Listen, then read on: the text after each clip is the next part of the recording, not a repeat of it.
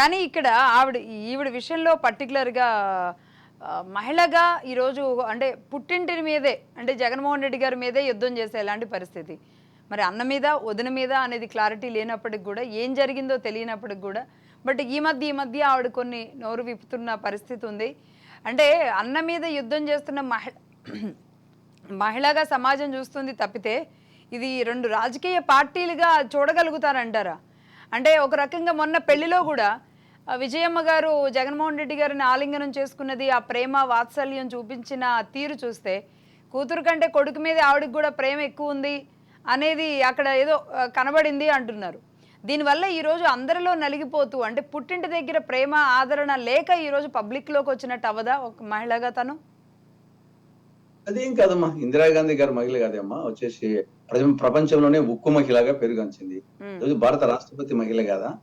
కాబట్టి ఇప్పుడు ఆ ఇక్కడ ఆవిడ వచ్చేసి ఒక జగన్మోహన్ ముఖ్యమంత్రి చెల్లెలు, రాజశేఖర రెడ్డి గారి కూతురు అంతవరకే తప్ప మిగతాది కాంగ్రెస్ పార్టీ నాయకురాలు.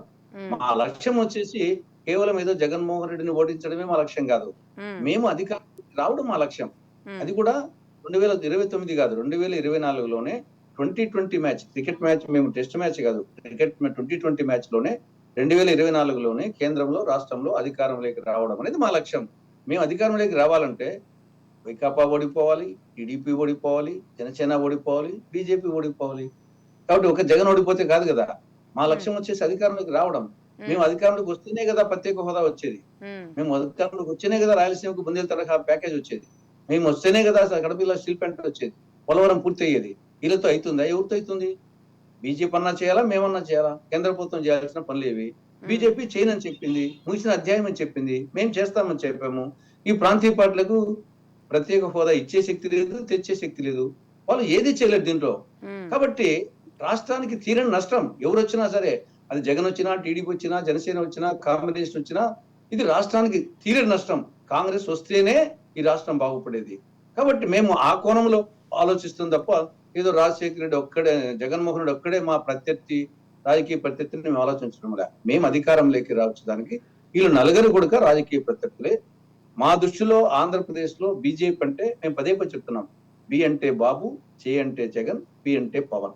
ఉమ్, బీజేపీ బాబుకు ఓటేసినా బీజేపీకి ఓటేసినట్లే, ఉమ్, జగన్ కు ఓటేసినా బీజేపీకి ఓటేసినట్లే, పవన్ కు ఓటేసినా బీజేపీకి ఓటేసినట్లే. బీజేపీకి ఓటు వేయడం అంటే మన ఏలుతో మనకు అనుకూర్చుకోవడమే. ఉమ్, రాష్ట్రానికి ద్రోహం చేసిన పార్టీలో నంబర్ 1 బీజేపీ. ఉమ్, బీజేపీ చేతిలో వీళ్ళందరూ కీలుబొమ్మలు, కబాలీలు, బానిసలు ఈ పార్టీలు. కాబట్టి వాళ్ళకు వేస్తే బీజేపీకి వేసినట్లే. మా యొక్క స్లోగన్ ఇదే.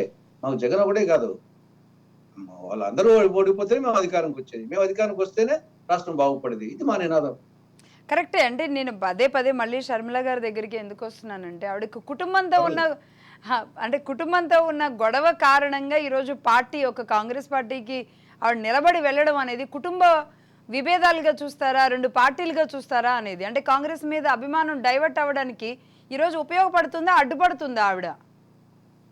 అమ్మ ఖచ్చితంగా కాంగ్రెస్ కు ఉపయోగపడుతుంది. ఇప్పుడు ఆవిడకు పొలిటికల్ అంబిషన్ ఉంది. ఆవిడకు మామూలుగా వ్యక్తిగతంగా పొలిటికల్ అంబిషన్, రాజకీయాలకు రావాలనుంది. ఉమ్, కాబట్టి ఆ రాజకీయ కుటుంబము, రాజకీయ నేపథ్యము, ఆయన ముఖ్యమంత్రి, అన్న ముఖ్యమంత్రి, కాబట్టి రాజకీయ అవగాహన ఉంది. కాబట్టి పొలిటికల్ అంబిషన్ ఉంది.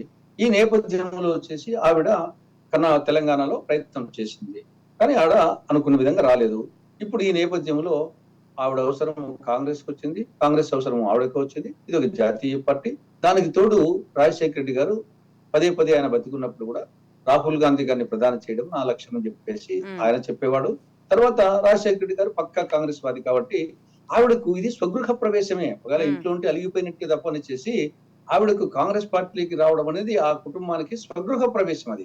ఉమ్, కానీ ఈ జగన్మోహన్ రెడ్డి కూడా 2009లో కాంగ్రెస్ నుండి కంటెస్ట్ చేశాడు కదా. ఎంపీ అయింది ఉమ్, ఫస్ట్ టైం. ఆయన వచ్చేసి ఆయన రాజకీయ ప్రస్థానమే కాంగ్రెస్ తోనే కదా.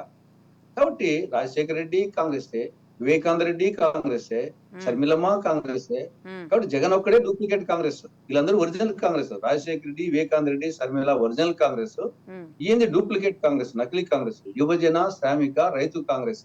అది కూడా నల్గొండ జిల్లా చెందినటువంటి శివకుమార్ అనే ఒకతను ఆ పేరుతో రిజిస్టర్ చేసుకుంటే అది రిజిస్ట్రేషన్ చేసి పొటెన్షియల్ వైఎస్ఆర్ అని గుర్తుందని దాన్ని కొనుక్కొని కబ్జా చేసి పెట్టుకున్నాడు. అది కూడా ఎప్పుడు చెప్పడం లే. ఉమ్, వైఎస్ఆర్ అంటాడు, యువజన, శ్రామిక, రైతు కాంగ్రెస్ అని ఆ పార్టీ పేరు కూడా పూర్తిగా చెప్పుకునేటటువంటి పరిస్థితిలో లేదు. అంటే ఆ కాబట్టి విషయం దానికి అంటే తోడు అది పైన పైకి చూడడానికి వైఎస్ఆర్ అని కనబడుతుంది, అసలు మీనింగ్ దాని అబ్రివేషన్ వేరు. పేరు ఈ లోపల శర్మిల గారు మరింత బాగా చెప్పడం జరిగింది. వైఎస్ఆర్సి అంటే వై అంటే వైవి సుబ్బారెడ్డి, ఎస్ అంటే సాయిరెడ్డి, ఆర్ అంటే ఆ రామకృష్ణారెడ్డి. రామకృష్ణారెడ్డి. కాబట్టి ఇంకా బాగా సూటబుల్ జరిగింది. అది వాస్తవం కూడా.